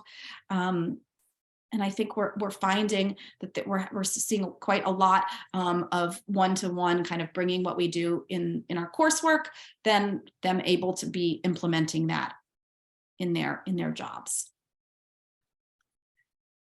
Okay, so this is my contact information. I'm really interested to talk to any one of you who just wants to know more, wants some of these slides in case this is helpful to share with students or their family members, prospective students, or also just if you meet a student who would like to get to know more about what we do, isn't sure they want to work with us in this major, but would like to learn more, please feel free to share contact information. Okay, I'd love to take questions. Do folks have any questions or feedback or, yeah. Sure. How many students were in the program, I guess, as of last semester or currently? We have usually about 10 students in the major. So, but quite a few of our courses, the Intro to Gallery Museum Studies, for example, we have a lot of students who are not the majors. And unfortunately, I'll be real frank, because I think that's helpful. I am having a lot of students who come to find us in Gallery Museum Studies, like their second or last semester, and say, oh, if I'd known about what you do, I would have, this is the major for me. I shouldn't have necessarily been this other major, but I didn't know your major existed. So I have 3 students in that circumstance this semester only, who each just this semester have said, look, I really would have wanted to be in your major, but I didn't know about it until my last semester. So I'm here to hopefully work on that. Yeah. Great. Any other questions? Okay. All right. Well, thank you for the fill-in. I really appreciate the substitute. We were going to have you at 1, but you know, this we had to flip-flop. So thank you so much for the flexibility, Professor Griffin. I really appreciate it. And I actually see, looks like maybe I'm wrong, but Ann Menendez, the screen there seems like there's a question coming, but they're on mute. No, she's no question. We're up at the bat when you're finished. But take your time. Okay. Yeah, my apologies. No worries. Well, please do reach out. It was really nice to see some faces and some screens. I hope to definitely hear from some of you here. And thank you, Will, for having me. May I ask a quick question before you go? Bonnie, yes, please. Hi, thank you for sharing. You were talking about wanting to get to students early on. Yes, please. Wondering, would you be available to perhaps present to CUNY Start students before they matriculate? Absolutely. I have been spending a piece of every single week trying to figure out how to reach people earlier, even reaching out to museums to figure out how to talk to their high school programs. So yes, Bonnie, please reach out to me, and anyone else here who has thoughts, who thinks that, because we just want to serve more students. We have the capacity to serve a lot more students than we do. And that would be great. So thank you. Awesome. Thank you. Another department that might be helpful is admissions. They could probably, identify certain schools and stuff like LaGuardia School of Arts, and we have a few other performing arts courses. We are absolutely in touch. I've been emailing with admissions this week too. So okay, yeah, got that piece covered then. Okay, great. Thanks, Will. All right. Anyway, thank you for that. And we have your contact info. And if anyone has any follow-ups, please, reach out to me, and I can talk with Professor Griffin. Okay. Moving on is, thank you so much. Moving on is one of our most popular majors, nursing. And hi, Marie, how are you? You're on mute. Yeah. Hi, Will. I'm here, Anne Marie Menendez, and my deputy chair, Sue Reichard, is here as well. So Welcome. nice to meet you. We just jump in and so hi everyone. Thank you for all your support and everything that you do. I always enjoy coming and meeting with you. As you know, and I've said in the past that our website is really the best place to go for the information. We're constantly updating our website. On the sidebar, prospective students can get all the information they need. They also apply directly through our website. The pre-admission PACS exam link is there.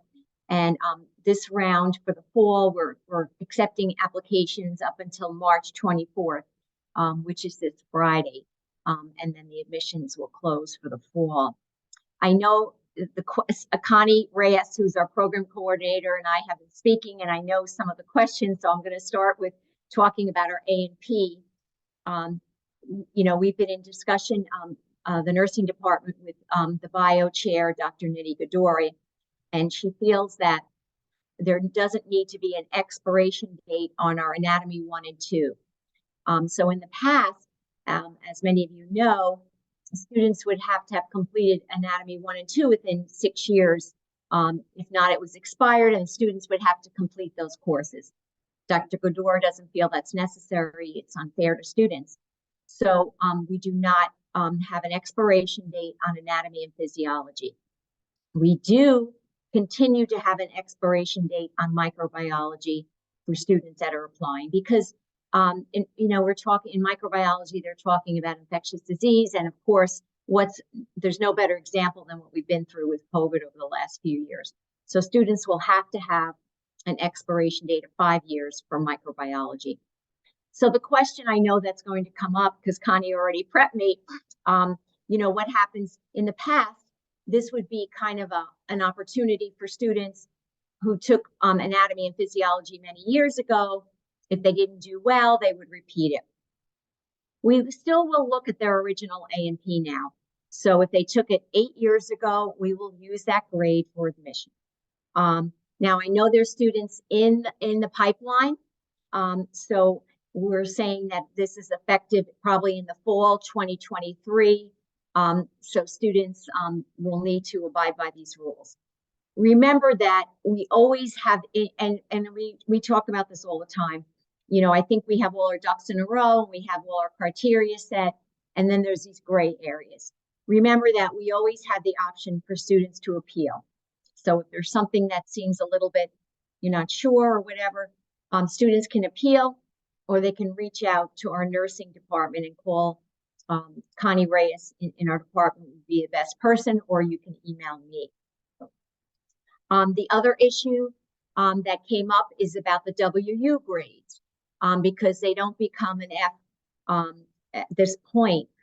We will still look at students who withdrew as taking the course because we see that students that are dropping out of courses, coming in, dropping, they're usually struggling or have other academic issues that might not lead to the best outcomes.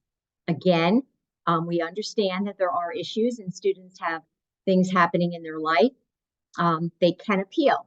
So if they have a failing grade or if they have a WU and then they need to repeat a course in one of our prerequisites, they can appeal or reach out to us. So I don't have any other new information. Again, I would always say as a reminder that the thing that we think is so important is that students start at Queensborough, great place to start. Our student learning outcomes are really, we excel with our outcomes, and but we want our students to go on for their bachelor's. And I think when students are applying, we need to remind them that, they're going to start at Queensborough, and then we hope they would apply to one of our dual joints at Hunter, School of Professional Studies, or York to continue on for their bachelor's. So I think I'll just take questions. I don't have any other updates, but I'm happy to answer any questions if I can, because you guys always it's always some interesting thing. Will, go ahead. So Could you expand a little bit on the WU? So for example, the W's and failing. So for Bio 301, 302, once they expire, after I think it's the 6 or 7 years, would you consider taking a student after that? Well, the bios won't expire. Remember, the bios will not expire. So in a sense, not credit wise, but for admissions purposes, or no, I think okay. because they don't expire, and that's going to be the new recommendation from the bio department. If they took it 7 years ago and they got a D or a failing grade, they would not be able to apply. Okay. But again, we're thinking that this would start in the fall, and there may be some students that are kind of in the pipeline or had information that was different. We would give them the opportunity. So I think it's going to have to be in a case by case basis for students that are in the pipeline. But now with the non-expiration, if they took it and they failed Anatomy 1, they would not be eligible. If it was 7 years ago, they would not be eligible to apply to the program. Okay. And I have a question, and Sure. that is the same for pre-calculus. I mean, not pre-calculus, but for the Math 119, if they does not exceed to get a C or higher. Correct. Well, the state requires a C or higher in math and science. So yes, we always have had on the books and on our website that our prerequisites cannot be repeated, Right. which is our math, Anatomy 1, English, psych, and yeah, those are the 5 courses. Right. Remember, when they do apply, let's say they have a weaker grade in their intro to psych, they can sub out one of those grades. Yes, So put let's Psych 220. Yeah. Right. Understand. And that Okay. can help them with their GPA. Okay. All right. Thank you. And sure. And remember, when students, the other thing I think that's always important, and it causes a lot of heartache, is that, students applying, it depends on our cohort. So we have a very large cohort. It may be harder for students to get in, even students who have a 3.0 and have let's say they have 110 on PACS. They may not get in. I In understand. the fall, because we have everything graphed out, and Yes. we'll start with the students that have the highest GPA. Yes. Yeah. Okay. I only asked that because I had a student today. She was taking LA preclinical, and for the Math 119, which is a college algebra, she had received a D. So I was trying to explain to her, the ramifications for receiving a D, but certain the prerequisites for their nursing, especially in in LA, that she can, if she like, she can repeat the Math 119, but she should go to the nursing department or whatever and get the information that she needs for the appeal. But normally the first grade, unless it's excruciating circumstances, that's the first grade that they take. It's the first grade they say. I can't think of the other lady's name. I'm sure she knows me. This is Edna Spencer. I speak to her all the time. My God, I didn't want to give up my name. No, that's okay. And that's what we're here. And I think too, you folks are really good at screening students. I mean, I wouldn't recommend that every student appeal. If you have a student, and better than me. Yes, you have a student who had a one-time thing, and they're Right. really a strong student, and something happened in their lives where Understood. that semester. Yeah, those are students who are more likely to consider for appeal. But Right. students with weak academic records, No, you're correct. Yeah. This student was A's and B's and everything else. Oh, And it came, so it made me warrant to refer her to the nursing department for the appeal, only because she's been excellent in the other prerequisites she needed. Sure. And this Right, math, that sounds like that's a weakness for her. So I see. Sure. So she was one of the ones that I as a lack of a better word, picked out the bunch that could, I could recommend this appeal to. Right. But Now, I thank you. Yeah, and thank Uh-huh. you. Interestingly, I think someone in admissions asked me how, you guys are so smart. They said, well, how many appeals did you grant? So we went back and we counted up. I think there were 11 and we granted 4. So we try to be fair and we understand, but it's so competitive and, so Yeah. we're not immune to some of the difficulties that students have. Right. That was another reason why when I'm advising a LA preclinical nursing student or a health science nursing student, I stress the fact of certain classes, and I put it on my advisement law. There's certain classes, no matter what, when you talk about the chemistries, the bios, the math, it's like mandatory. You need a C or higher. Yeah. And if it's a specific major, as I said, for nursing, that's one of, in a sense, that's one of the preclinical. You cannot, if you think that you're not going to get ahead, you should know midway or some way through within the semester that this is not going to happen for you. And you have the differential of saying to yourself, well, I won't get a high grade, but I'll pass, as opposed to saying, I would withdraw, think about this more, go to tutorial, get the help that I need, go back to this math class, and the next semester, what have you, and ace it with a C or higher. Mm-hmm. But I don't know. Okay. All well, right. that's the beauty of our programs. I mean, we have more and more, and what I've noticed is that, and this is another issue that came up increasingly, we used to, I would say in the past, a lot of our students would take one course at a time, especially the critical courses that you're talking about, Edna.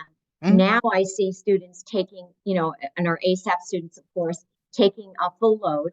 Mm-hmm. And when they apply, they don't have, let's say, micro. Right. So, and here's the other thing that's come up. So let's say I have a group of students that are applying and they're really all very, high GPAs, high PAC scores. Mm-hmm. I'm going to take the students that have micro first. So we have kind of layers to admission. So we're going to take the micro students first because they have everything and they're ready to go. Right. Then I'm going to go down the list. And now I'm going to take my students who are signed up to take micro in the summer. It's easier in the fall if they're applying because we can say, okay, come on in, but take micro this summer. Right. Because here's the other thing. If students are applying in the fall for spring and they don't have micro, well, I guess they could take it the following summer. But here's the thing. In all my years here, there are some, but there's very few students who can manage micro with NU 101 or it's really harder NU 102. It's just really difficult and they often don't succeed. So that's the other thing we keep in mind when we're admitting students, who's got everything in place, ready to go, first group in. Right. Then I have more seats available. Okay, next group. Right. I understand. But I just want to inject this part. Sure. When I'm talking to my nursing students, I try to explain to them that I for me, prefer them to already be in register for the microbiology, or you have taken the microbiology. Why? Because this is part of the nursing. So when you get ready to take that PAC exam, you don't want to be caught out there not knowing a question to a microbiology class. So right. I mean, this is how I explain it to them. I really try to give them the best advice I can. So when you get ready to take this PAC exam and these 160 questions and you need 110, 120 correct, along with that GPA, you have a better chance of being approved by already taking the microbiology class, Because the PACS, you're right, the PACS exam tests math, science, and verbal. So you're absolutely right. If they have more science courses under their belt, they're going to be better. The other thing that I want to point out, it always upsets me when I see students apply and they haven't taken micro and they're not enrolled. And then when you call them, they're like, oh, I'm not sure. Well, that is not good for us. When we see that, we're thinking, uh-oh, the student doesn't know. When are they taking micro? When do they think they're going to take it? That to me is very scary. So Okay. the students, as you said, you advise them, you should be at least enrolled. So we know that you're ready to go and you're taking in the summer. You don't have to take it or think about taking it with our 101 or 102. But we have a few students, they look great, but they're not signed up for micro. And we call them, they sound like, what? And that really makes us nervous. Okay. Thank you so much. I appreciate you talking to me. Thank you. Have a good day. Okay, folks, we're running a little over. I'm gonna run I off think and- any additional questions, please email Anne Marie. And I just want to thank everyone for your time. Thank you, Anne Marie, for the updates. Yeah, thank you, and thank you for all the good work you do. We really appreciate it here at Nurse. Absolutely, and you know, we will continue to do so. We'll continue our conversation. Okay. Right. So, all right, folks, we're gonna finish up for the day. I don't want to infringe on people's lunches, and we will send out a link of the recording of this by tomorrow. So thank you and have a great day, everyone.